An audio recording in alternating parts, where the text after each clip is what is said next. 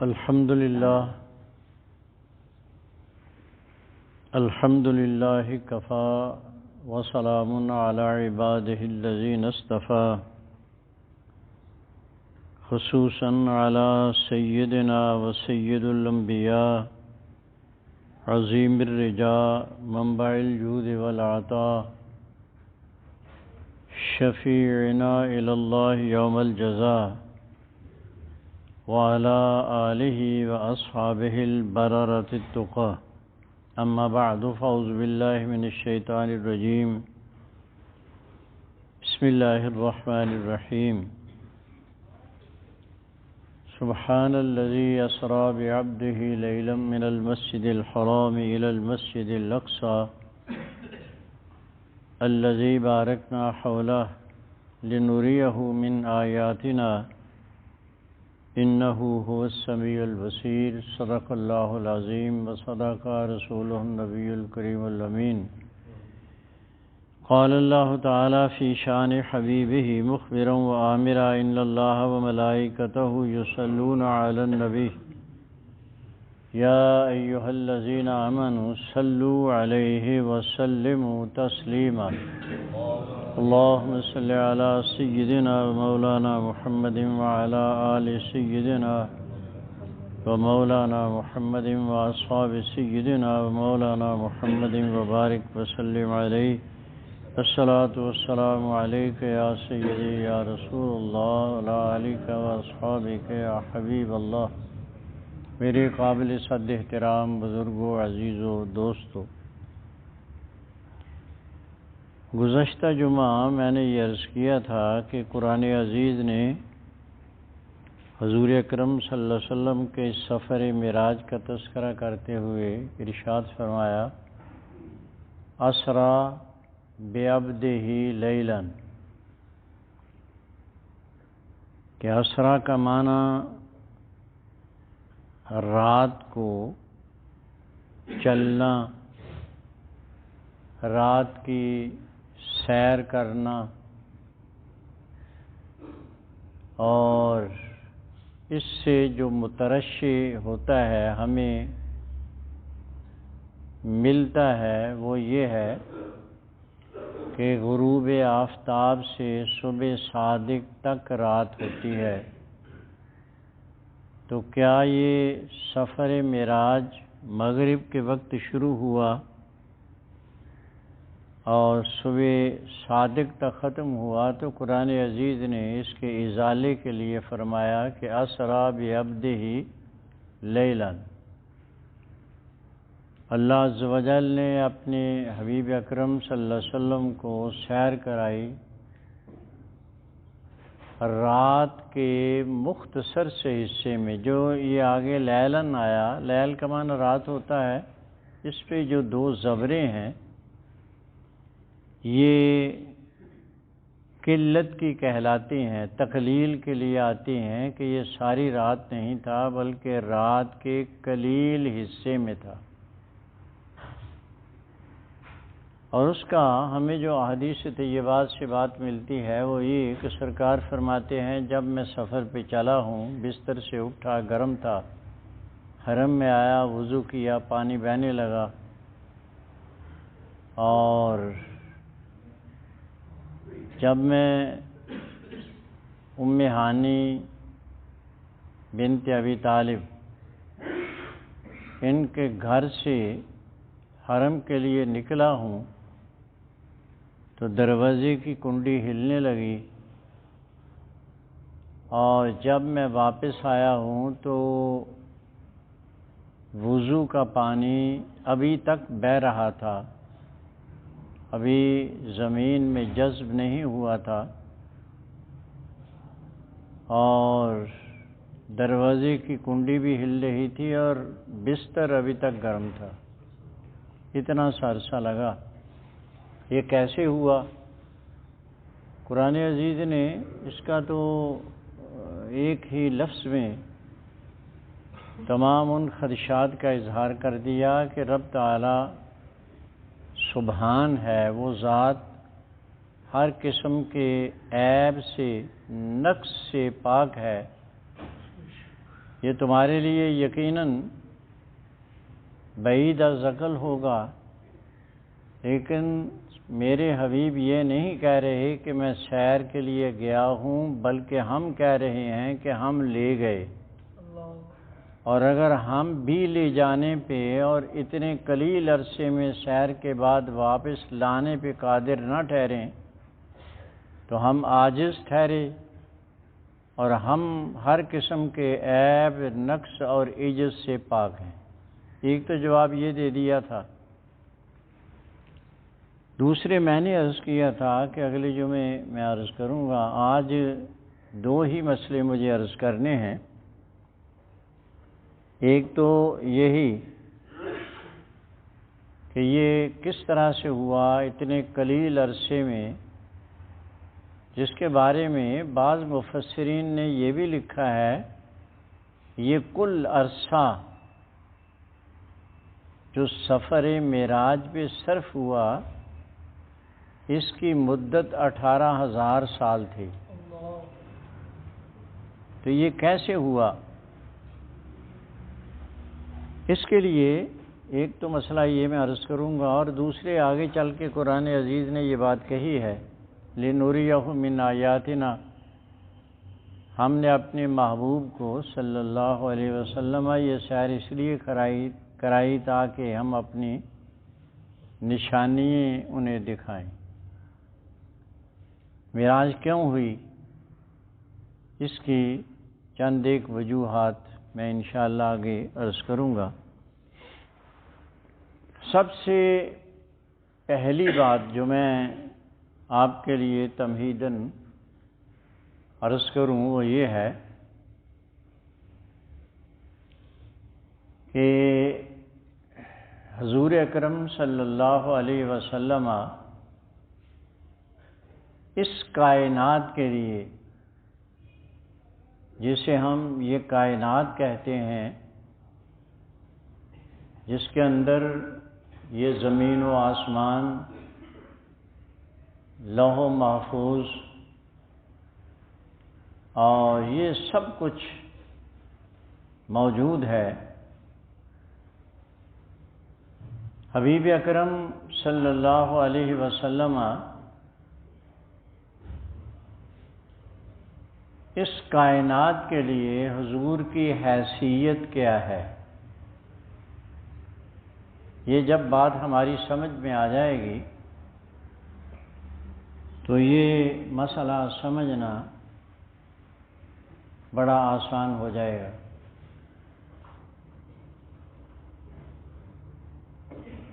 دوسری بات وہ یہ کہ یہ کائنات جسے ہم کہتے ہیں یہ کیا ہے؟ یہ جس زمین پہ ہم یہ بس رہے ہیں یہ اس کائنات کا ایک سیارہ ہے۔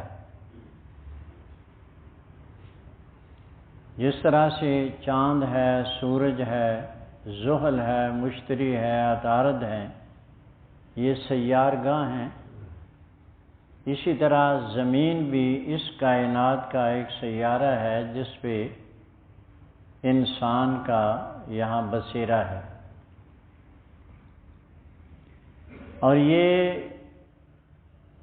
7ویں آسمان کے،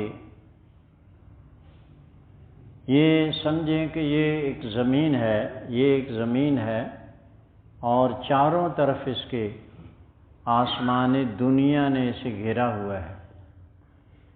جتنی دور یہ پہلا آسمان ہے، پہلے آسمان سے اتنے ہی فاصلے پہ دوسرا آسمان ہے، پھر تیسرا، پھر چوتھا، پھر پانچواں، آگے 7ویں آسمان تک۔ اور فلاسفہ یہ کہتے ہیں کہ 7ویں آسمان کی جو سطح حاوی ہے، یہ 7واں آسمان سمجھ لیں، اس کی جو سطح حاوی، اوپر کی سطح ہے جو گھیرے ہوئے ہے، اس کے نیچے جو کچھ بھی ہے یہ مکان ہے، اس کے اوپر وہ کہتے ہیں کوئی چیز نہیں۔ اسلامی فلاسفر جو ہیں وہ یہ کہتے ہیں کہ اس کے اوپر عرش الہی ہے جو اس کو گھیرے ہوئے ہے، اس کے اوپر کرسی ہے، اس کے اوپر کوئی شے نہیں ہے۔ سدرۃ المنتہا آیا اور لا مکان شروع ہو جاتا ہے، وہاں سوائے رب تعالیٰ کی تجلیات کے کوئی شے نہیں، وہ مکان نہیں ہے۔ تو یہ دو چیزیں اپنے ذہن میں رکھیں، مکان کا ہونا، فلک سابع کی 7ویں آسمان کی سطح حاوی کا نام مکان ہے جو گھیرے ہوئے ہے، اور یہ کائنات جو نظام شمسی کہلاتا ہے، یہ سب کا سب جتنا بھی یہ نظام، یہ سب کا سب پہلے آسمان کی سطح کے نیچے ہے، اس سے اوپر دوسرا آسمان، اتنے ہی فاصلے پہ تیسرا، اتنے ہی فاصلے پہ چوتھا، اس طرح سے یہ چلا جا رہا ہے۔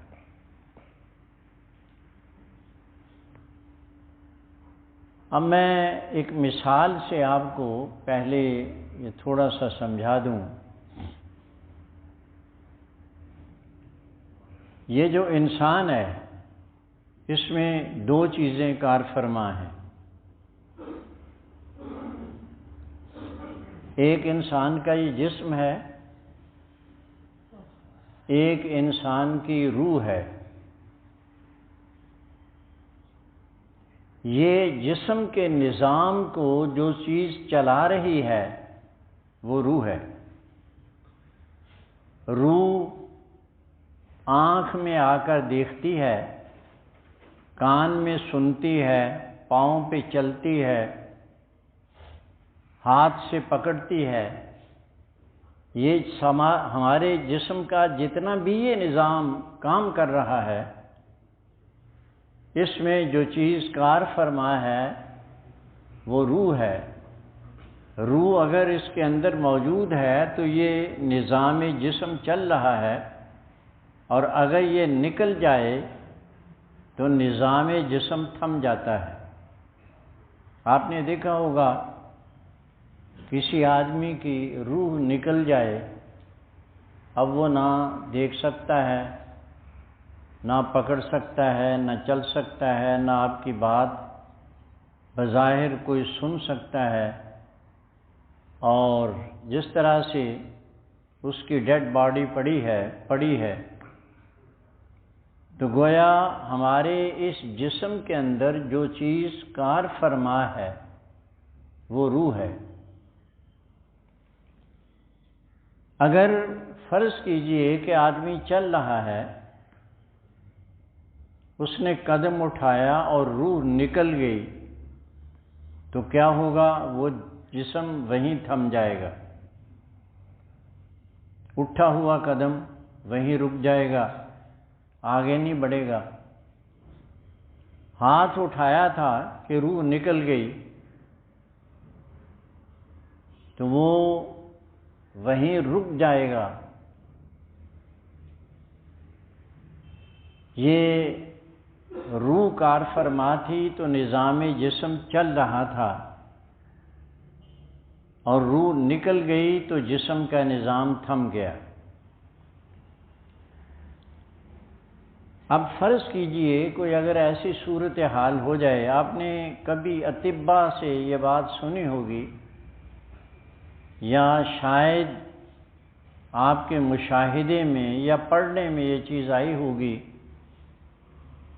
کسی مریض کا آپریشن مقصود تھا، اس کو بے ہوشی کا انجیکشن لگایا،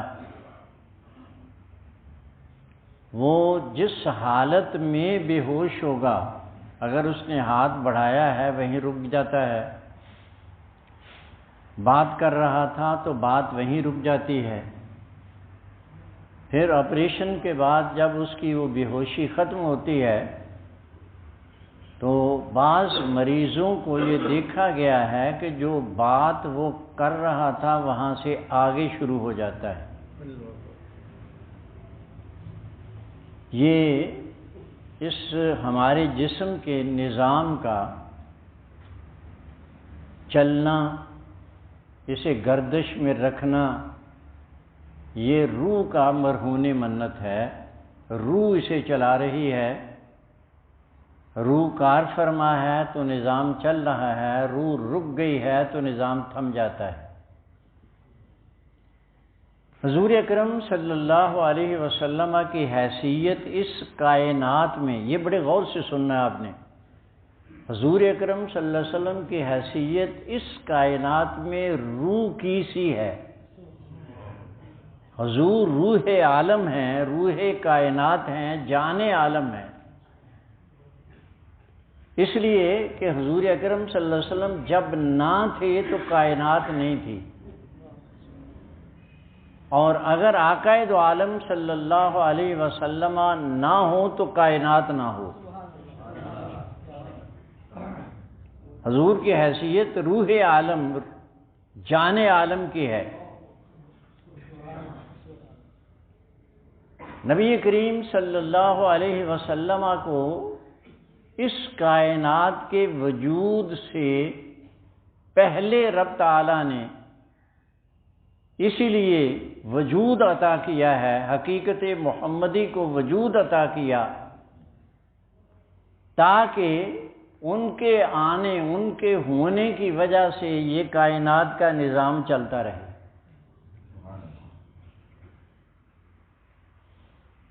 میں اس کے لیے آپ کی توجہ ایک واقعے کی طرف عرض کرتا ہوں۔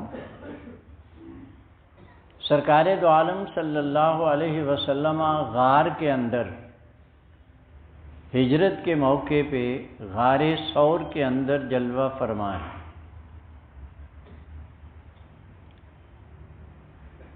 مشرکین مکہ غار کے گرد پھر رہے ہیں اور دیکھ رہے ہیں۔ یہ نہیں کہ غار کے اس دہانے پہ، منہ پہ کوئی دروازہ تھا جسے بند کیا گیا ہو، ایسا نہیں، وہ اوپن تھا۔ ایک مکڑی نے صرف جالا تن دیا تھا اور وہ رکاوٹ نہیں بنتا اندر جھانکنے سے، روشنی اندر جا رہی ہوتی ہے، لیکن کافر گھوم رہے ہیں، دیکھ رہے ہیں، چکر کاٹ رہے ہیں، اور سرکار دو عالم صلی اللہ علیہ وسلم کی ذات عالیہ انہیں نظر نہیں آ رہی۔ اس پہ امام اہل سنت اعلی حضرت فاضل بریلوی قدس سرہ العزیز فرماتے ہیں کہ جان ہے جان کیا نظر آئے۔ سرکار جان ہے، روح عالم ہے، جان ہے جان کیا نظر آئے، کیوں ادب گرد غار پھرتے ہیں۔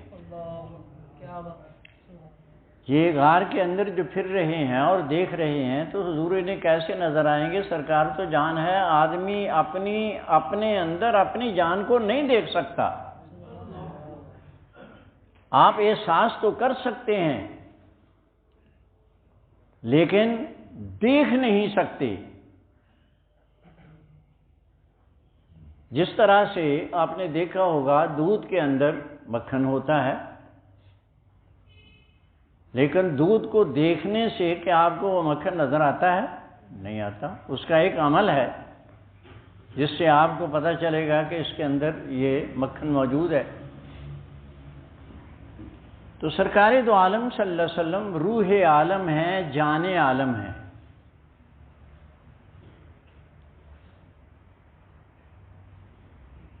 نبی پاک صلی اللہ علیہ وسلم معراج پہ چلے ہیں، مکہ مکرمہ سے چل دیے،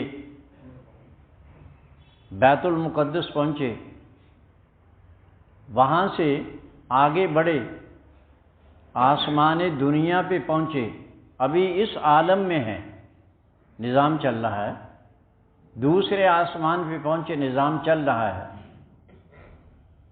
7ویں آسمان پہ پہنچے، نظام چل رہا ہے، ابھی اس نظام کے اندر ہیں، روح اس نظام کے، اس کائنات کی روح یہ اس نظام کے اندر موجود ہے، نظام چل رہا ہے۔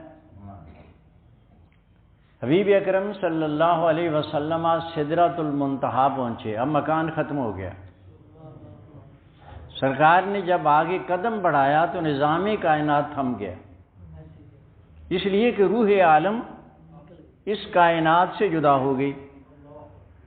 جب روح عالم اس کائنات سے جدا ہو گئی تو جہاں جہاں نظام تھا، سورج جہاں تھا وہیں رک گیا، چاند جہاں تھا وہیں رک گیا، پانی بہتا ہوا دریاؤں کا، سمندروں کا جہاں بہہ رہا تھا وہیں رک گیا، اس لیے کہ اب ان کی روح نکل گئی، نظام کائنات تھما ہوا ہے۔ اور حبیب اکرم صلی اللہ علیہ وسلم جو روح عالم ہیں بارگاہ رب العزت میں ہیں، اور اللہ عز و جل ارشاد فرما رہا ہے، دنا میرے محبوب مکرم میرے قریب ہوئے، فتدلی اور آگے بڑھے، فکان قاب قوسین او ادنا، جس طرح دو قوسیں آپس میں ملتی ہیں، یہ دو قوسیں ہیں آپس میں ملتی ہیں، تو اس سے بھی زیادہ قریب ہوئے، او ادنا کے لفظ ہیں۔ اب روح عالم کائنات کی روح نکل چکی ہے، نظام کائنات تھما ہوا ہے، اور اللہ عز و جل کے محبوب اپنے رب کی بارگاہ میں سجدہ ریز ہیں اور جلوہ گر ہیں، گفتگو ہو رہی ہے۔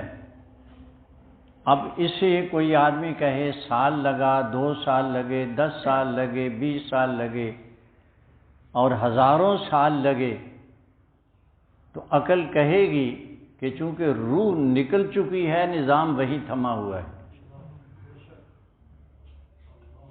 اب آقا دو عالم صلی اللہ علیہ وسلم جب واپس پلٹے ہیں اور اس کائنات میں آپ نے قدم رکھا ہے،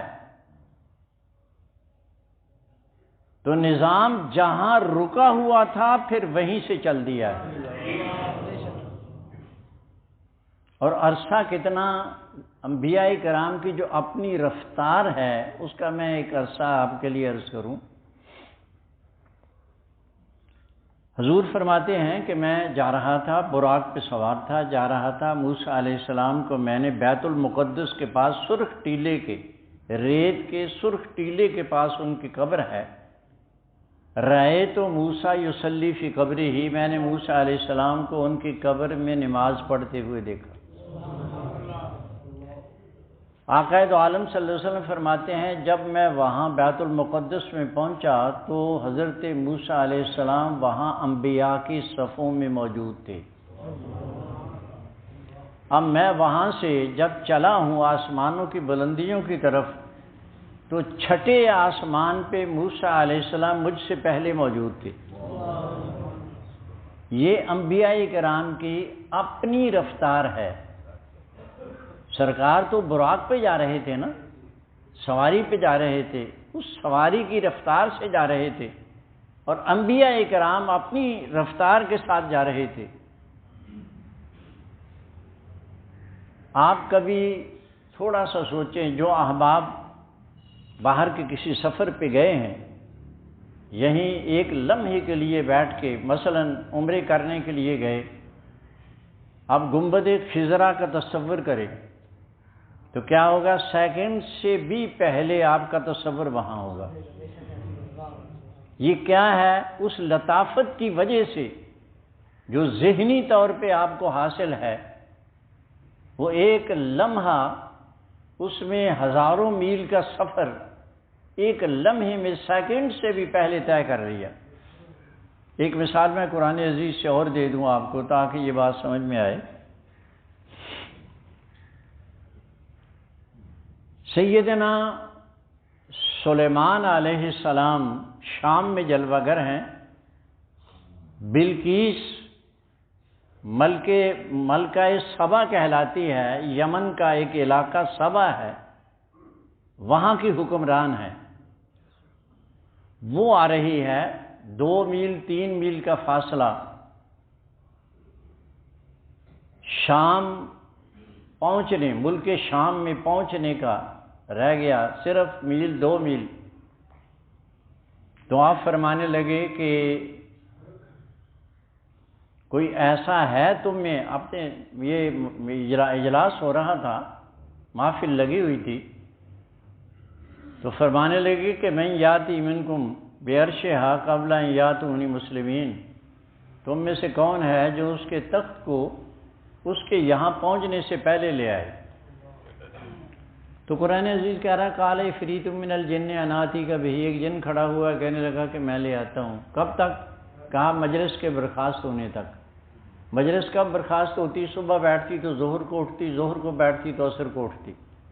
کہا یہ تو بہت عرصہ ہے، وہ تو 1-1.5 میل رہ گیا، اور ہم چاہتے ہیں کہ وہ تخت یہاں آ جائے، اس میں تغیر و تبدل کرے، اور پھر اس ملکہ سے پوچھیں، ملکہ سبا سے پوچھیں کہ کیا تیرا تخت ایسا ہی تھا؟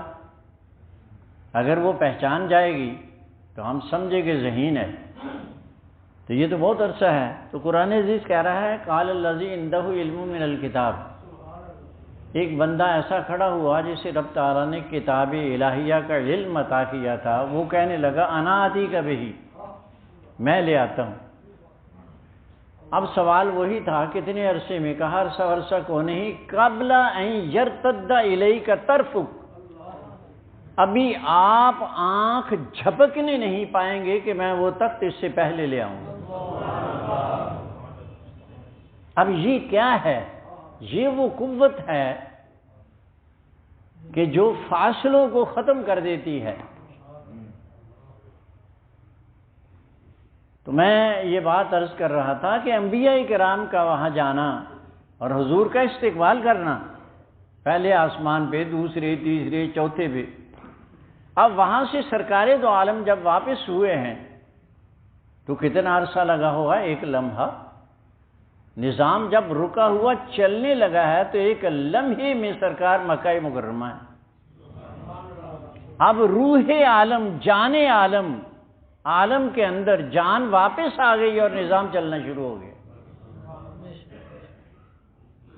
اس لیے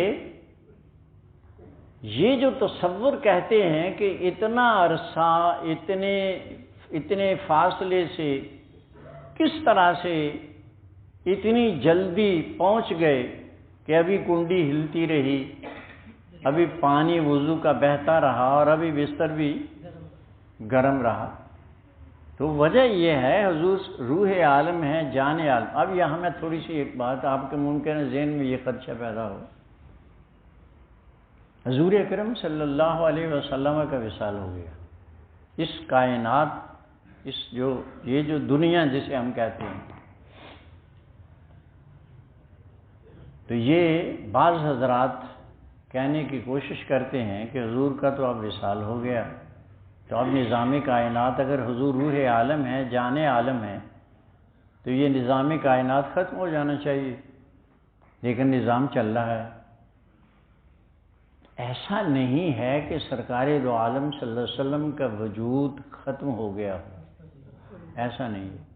حضور اوٹ میں چلے گئے ہیں، عالم برزخ میں اوٹ میں چلے گئے ہیں۔ ہماری آنکھوں سے کسی شے کا پوشیدہ ہو جانا اس کے وجود کے ختم ہونے کی دلیل نہیں ہے۔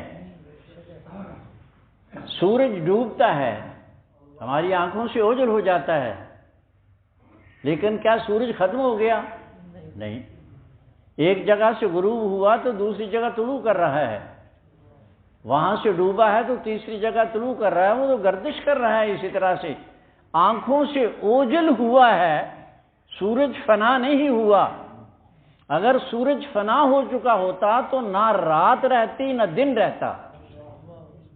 سرکار دو عالم صلی اللہ علیہ وسلم اس کائنات سے اوٹ میں گئے ہیں، اور حضور خود فرماتے ہیں جب یہ عرض کیا گیا آج تو سرکار ہم آپ کے سامنے ہوتے ہیں، درود گرامی بھیجتے ہیں، جب آپ ہم میں نہیں ہوں گے تو تصور یہی تھا کہ وصال کے بعد کیا ہوگا؟ تو حضور نے فرمایا حرم اللہ علی الارض ان تاکل اجساد الانبیاء انبیاء اللہ حی فی قبورہم یرزق۔ سرکار فرماتے ہیں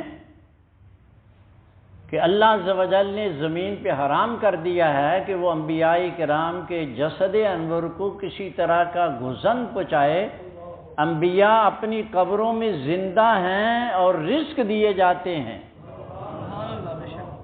اور میں نے ابھی حدیث عرض کی ہے موسیٰ علیہ السلام کی بارے میں، بخاری شریف نے اس حدیث کو نقل کیا ہے کہ رأیت موسیٰ یصلی فی قبرہ، میں نے موسیٰ علیہ السلام کو اپنی قبر میں نماز پڑھتے ہوئے دیکھا ہے۔ تو یہ نہیں ہے کہ یہ فنا اوٹ میں جانا اور شے ہے، آنکھوں سے پردے میں چلے جانا یہ اور شے ہے، فنا اور شے ہے۔ تو حضور اکرم صلی اللہ علیہ وسلم روح عالم ہیں، جان عالم ہیں، اس لیے آقا دو عالم صلی اللہ علیہ وسلم کا اس کائنات سے نکل جانا، نظام کائنات تھم جاتا ہے، اور جب اس میں روح واپس لوٹتی ہے تو جہاں سے رکا ہوا ہے وہاں سے پھر گردش میں آ جاتا ہے۔ تو یہ کروڑوں سال کیا آدمی جتنا مرضی کہے تو نظام رکا ہوا ہے، اس لیے کہ روح عالم سے جدا ہے اور اب واپس آ گئی، نظام کائنات چل رہی ہے۔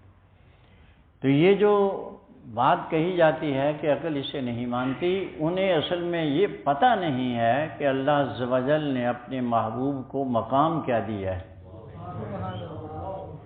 جنہوں نے حضور کی ذات عالیہ کو سمجھ لیا ہے انہوں نے کبھی ایسا نہیں۔ اب آئیے آگے بڑھتے ہیں، قرآن عزیز کہہ رہا ہے اس لیے ہم نے سیر کرائی لنوریہ من آیاتنا، ہم نے اپنے حبیب کو سیر اس لیے کرائی تاکہ انہیں اپنی نشانیاں دکھائیں۔ میں یہ بات عرض کروں، اللہ عز و جل نے تمام انبیاء کرام جن کی تعداد 1,24,000 کم و بیش یا 2,24,000 یہ کم و بیش جتنی بھی ہے، انبیاء کرام صلوات اللہ علیہم اجمعین اور رسل اعظام کو جس قدر معجزات سے نوازا ہے وہ تمام کے تمام مصطفیٰ صلی اللہ علیہ وسلم میں پائے جا رہے۔ میں ایک دو مثالیں دے کے سمجھا کے آگے بڑھتا ہوں۔ حضور اکرم صلی اللہ علیہ وسلم سے پہلے آپ انبیاء کرام کے ان معجزات کو دیکھیں تو آپ کو یہ بات نظر آئے گی کہ حضرت سیدنا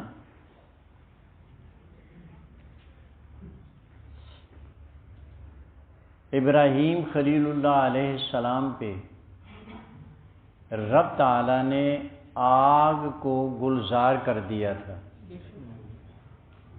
نمرود نے آگ کو الاؤ کے اندر ڈالا اور 3 دن آپ رہے۔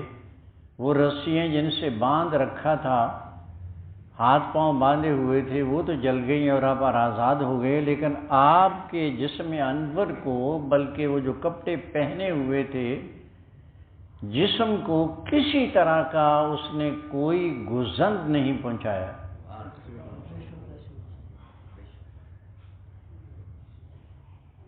ہم نے حبیب اکرم صلی اللہ علیہ وسلم کی ذات عالیہ میں دیکھا، حضرت جابر کہتے ہیں، صحابہ کہتے ہیں ایک دن حضور کے وصال کے بعد حضرت جابر نے ہماری دعوت کی کہ سب مل بیٹھتے ہیں، پرانی یادیں تازہ کرتے ہیں۔ دعوت کا اہتمام کیا، صحابہ بیٹھے ہوئے تھے، دسترخوان نکال کے لائے بچھانے کے لیے، تو وہ میلا تھا، تنور جل رہا تھا جس میں روٹیاں پک رہی تھیں۔ تو ایسا ہوا کہ یہ آگے بڑھے اور وہ جو دسترخوان میلا تھا اسے جلتے ہوئے تنور میں ڈال دیا۔ اور صحابہ کہتے ہیں کہ ہم نے کہا تو میلا ہو گیا تھا، اسے دھو لیتے صاف ہو جاتا. انہوں نے ایک اچھا خاصا کپڑا اسے ضائع کر دیا، جلا دیا. اس کے ایک ہی لمحے بعد ہم نے دیکھا کہ وہ آگے بڑھے اور انہوں نے اس تنور سے وہ جو دسترخوان تھا وہ نکالا، اور ایسا جیسے ڈرائی کلین ہوتا ہے، آگ نے اسے کچھ بھی نہیں کیا. اب ہم جب حیران ہوئے تو ہم نے حضرت جابر رضی اللہ عنہ، جابر ابن عبداللہ ہیں، ان سے پوچھا کہ یہ کیا ماجرا ہے؟ آگ کا کام تو جلانا ہے اور یہ کپڑا ہے، یہ کیوں نہیں جلا؟ میل وہ جل گئی، ستھرا ہو گیا. تو حضرت جابر کہتے ہیں میں نے سرکار کی ایک دفعہ دعوت کی تھی، حضور تشریف لائے اور جب دعوت سے فارغ ہوئے تو اس دسترخوان سے حضور نے ہاتھ صاف کیے تھے. اب جابر کہتے ہیں میرے ایمان نے کہا حضور کے ہاتھ لگے ہیں، اسے آگ جلا نہیں سکتی. اس کے بعد جب بھی میلا ہوتا ہے میں آگ میں ڈال دیتا ہوں اور وہ میل سے صاف ہو جاتا ہے. تو اگر وہاں یہ کیفیت ہے تو یہاں یہ کیفیت ہے. عیسیٰ روح اللہ علیہ السلام نے مردوں کو زندہ کیا ہے، اور سرکار دو عالم صلی اللہ علیہ وسلم نے بھی مردوں کو زندہ ہی نہیں کیا بلکہ کنکریوں سے کلمہ پڑھایا ہے. اس میں تو جان نہیں ہے کنکری کے اندر. حضور اکرم صلی اللہ علیہ وسلم کے پاس ابو جہل آیا تھا، آپ نے بارہا یہ روایت سنی ہوگی. کنکریاں اس طرح سے ہاتھ میں مٹھی میں بند کر رکھی تھی. سرکار سے پوچھنے لگا کہ بتاؤ اس میں کیا ہے، اگر یہ بتا دو گے کہ یہ کیا ہے تو میں ایمان لے آؤں گا. حضور اکرم صلی اللہ علیہ وسلم فرمانے لگے میں بتا دوں، یہ کنکریاں خود بتا دیں کہ میں کون ہوں. حضور نے اشارہ کیا تو وہ کنکریاں جو ابو جہل نے پکڑ رکھی تھیں وہ کلمہ پڑھنے لگی. تو یہ کیفیت ہمیں سرکار دو عالم صلی اللہ علیہ وسلم کی ذات عالیہ میں. اب سیدنا موسیٰ علیہ السلام کوہ طور پہ گئے ہیں، رب تعالیٰ سے ہم کلام ہوئے ہیں. عیسیٰ علیہ السلام تیسری یا چوتھے آسمان پہ، رب تعالیٰ نے انہیں اٹھا لیا، پھر آئیں گے زمین پہ، پھر آئیں گے. اب یہ ضروری تھا کہ اللہ عز و جل اپنے محبوب کو بھی کوئی ایسا معجزہ عطا کرتا جو ان سب سے بڑھ کر ہوتا. تو رب کریم نے فرمایا محبوب ان کی معراجیں تو اس زمین میں اس دنیا کے اندر ہیں، آپ تشریف لائیے اور اس کائنات سے ورا میرے پاس آئیے اور اس نظام کو بھی ذرا اپنی آنکھوں سے مشاہدہ فرمائیے. تو اللہ تعالیٰ نے اس لیے اپنے محبوب مکرم صلی اللہ علیہ وسلم کو معراج کروائی. بعض کہتے ہیں کہ معراج اس لیے ہوئی،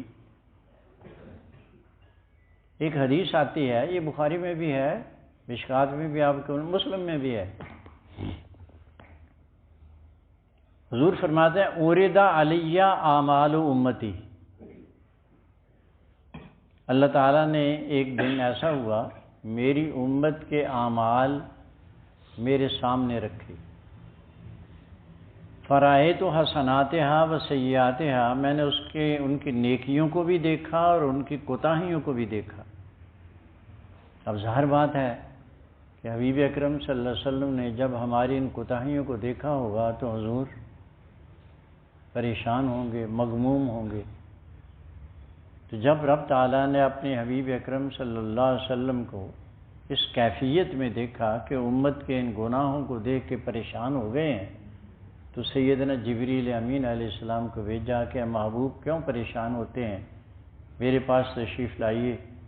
امت کے گناہوں کو تو آپ نے دیکھ لیا، یہاں آئیں اور میری رحمتوں کو دیکھیں اور پھر موازنہ کریں کہ آپ کی امت کے گناہ زیادہ ہیں یا میری رحمتوں کے دریا زیادہ ہیں. تو اس لیے اللہ عز و جل نے اپنے محبوب مکرم صلی اللہ علیہ وسلم کو یہ معراج کروائی۔ ایک بات اور، باقی باتیں پھر ٹائم آپ کا ہونے والا ہے، صرف ایک بات عرض کر دیتا ہوں۔ قرآن عزیز کہہ رہا ہے کہ ان اللہ اشترى من المؤمنین انفسهم واموالهم بان لهم الجنہ، اللہ تعالیٰ نے ایک سودا کیا۔ کس سے سودا کیا؟ پیارے مصطفیٰ صلی اللہ علیہ وسلم کے توسط سے حضور کی امت کا سودا کیا۔ اور قرآن عزیز کیا کہہ رہا ہے؟ اشترا من المؤمنین، مومنوں کی جان و مال کو خرید لیا، کس شے کے عوض میں؟ جنت کے عوض میں۔ ان اللہ اشترا من المؤمنین انفسهم واموالهم، ان کی جان و مال کو، بان لهم الجنہ، با یہ ثمن پہ داخل ہوتی ہے، کس کے عوض میں؟ جنت کے عوض میں۔ اب ذات باری سے کچھ مخفی نہیں کہ یہ جاننے اور یہ مال تو وہ ہیں کہ ایک اشارہ ملتا ہے کہ غزوے پہ جانا ہے، سامان ضرب و حرب نہیں، حصہ ڈالو۔ تو عمر ابن خطاب جیسے سامان کے 2 حصے کر کے لے آتے ہیں، حضرت عثمان غنی اتنا مال لاتے ہیں کہ وہ سنبھالا نہیں جاتا اور مسجد میں آ کے وہ سارا گر جاتا ہے۔ ابو بکر صدیق جب آتے ہیں تو جسم کے کپڑے بھی ساتھ وہ شامل اس سامان میں کیے ہوتے ہیں، اور پوچھا جاتا ہے ما ترکتا لأہلے کا یا ابا بکر، اے ابو بکر گھر والوں کے لیے کیا چھوڑا؟ تو عرض کرتے ہیں ترکت اللہ و رسولہ، حضور سامان تو سب لے آیا ہوں اور گھر والوں کے لیے اللہ اس کے رسول کو چھوڑ آیا ہوں۔ اس کی ذات سے ان احباب کے ایثار، قربانییں، مال یہ مخفی نہیں۔ اب ضرورت اس امر کی تھی، سودا ہوا تھا کس سے؟ سرکار کے توسط سے۔ اور قرآن عزیز نے کہا کہ ہم نے یہ مال بھی خرید لیا، ان کی جانیں بھی خرید لی، اور جانیں ایسی خریدی کہ جتنی چاہیں تکلیفیں ہوتی۔ آپ نے حضرت بلال، صہیب رومی اور ان کے واقعات کو نہیں پڑھا، کتنی تکلیفیں پہنچائی جاتی تھیں، اور جب پوچھتے تھے کہ اب بتاؤ، تو زبان پہ اگر کوئی لفظ جاری ہوتا تھا وہ اللہ احد، اللہ احد، کہ میں گواہی دیتا ہوں کہ اللہ ایک ہی ہے، ایک ہی ہے، ایک ہی ہے۔ ایسی جانیں اور ایسے مال تھے۔ اب اس کے عوض میں سودا حضور کے توسط سے ہوا تھا، اس کے عوض میں جنت۔ تو رب تعالیٰ جل مجدہ الکریم نے فرمایا محبوب میں نے تو جانے مال سب دیکھ لیا، آزما بھی لیا، اب آپ آئیں اور میری ان جنتوں کو دیکھیں جو میں نے ان آپ کے جانثاروں کے لیے تیار کر رکھی۔ اس لیے حضور اکرم صلی اللہ علیہ وسلم کو معراج کروائے گی۔ باقی باتیں انشاءاللہ یہیں سے جہاں چھوڑا ہے شروع کریں گے۔ دعا کریں رب تعالیٰ جل مجدہ الکریم اپنے محبوب مکرم کے صدقے سے مملکت خداداد پاکستان کو، جو بڑی محنتوں، بڑی قربانیوں کے ساتھ جن لوگوں نے ان مناظر کو دیکھا ہے جو پاکستان کے بنانے کے وقت پیش آئے تھے، اور آج کے ان حالات کو دیکھتے ہیں تو ان سے رہا نہیں جاتا، تڑپتے ہیں وہ۔ دعا کریں رب کریم جل مجدہ یہاں کے رہنے والوں کے لیے کوئی ایسی صورتحال پیدا کر دے کہ ان کے لیے آسانیاں پیدا ہو جائیں۔ اے اللہ اپنے محبوب مکرم صلی اللہ علیہ وسلم کے صدقے سے یہاں کے رہنے والوں کے لیے وہ تمام ضروریات زندگی مہیا فرما دے جن کے لیے یہ ترس گئے ہیں۔ جو بیمار ہیں انہیں شفا عطا فرما دے۔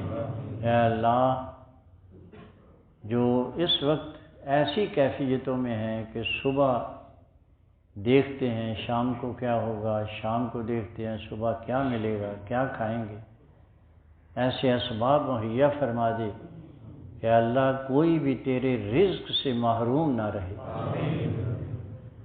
بے اولادوں کو صالح اولاد عطا فرما دے۔ صلی اللہ علیہ النبی الکریم برحمتک۔ جن احباب